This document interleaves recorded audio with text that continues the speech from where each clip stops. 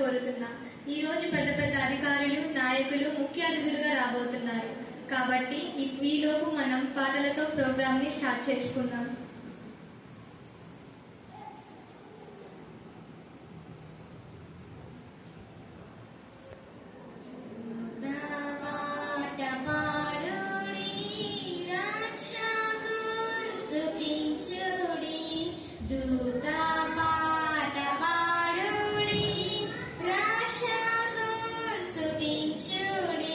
ఒక్క నిమిషం అమ్మా, పోలీస్ వారు వస్తున్నారు, రిసీవ్ చేసుకోవాలి.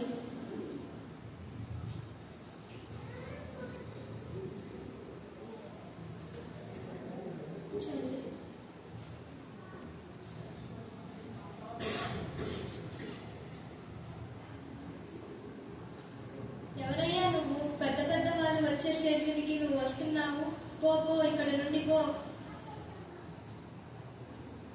ఇప్పుడు మన పాస్టర్ గారు వచ్చి 2 నిమిషాల్లో క్రీస్తు పుట్టుక గురించి మీకు వివరిస్తారు. మన పాస్టర్ గారు మనం చెప్పినట్లు సమయాన్ని ఎంతో చక్కగా పాటిస్తారు.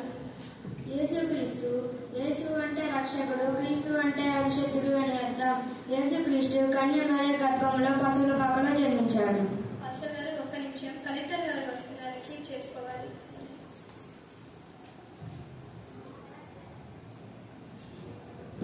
కూర్చోండి. ఎవరయ్యా నువ్వు, నీ అవతారం? కాసేపట్లో రాజకీయ నాయకులు వారు వస్తున్నారంట. ఇలాంటి వారి పైకి రాకూడదు. పో.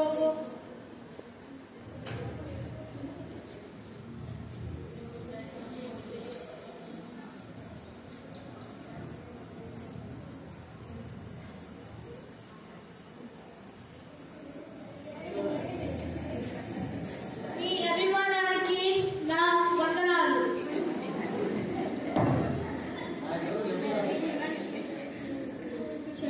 రాజకీయ నాయకులు గారు వచ్చారు.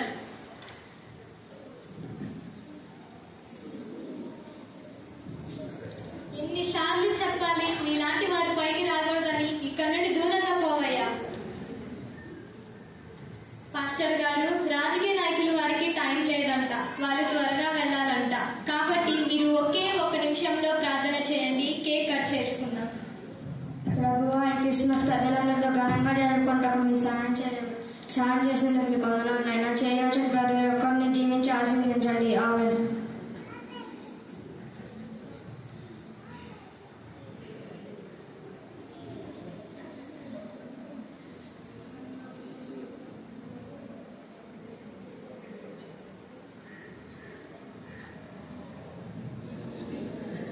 Happy Christmas. Happy Christmas. Happy Christmas. Happy Christmas.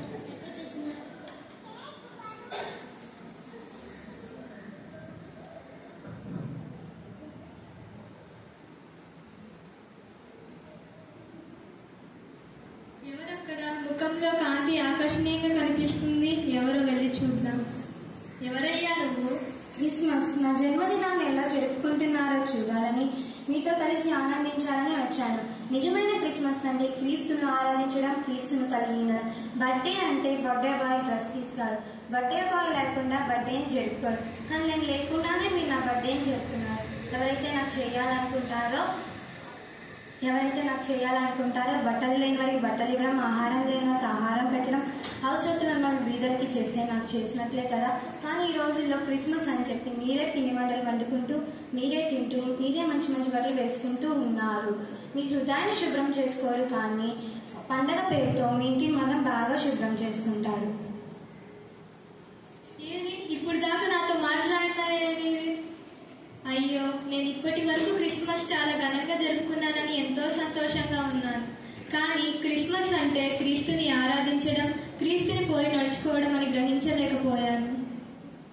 ప్రభువా, నేను చేసిన తప్పుకు నన్ను క్షమించు.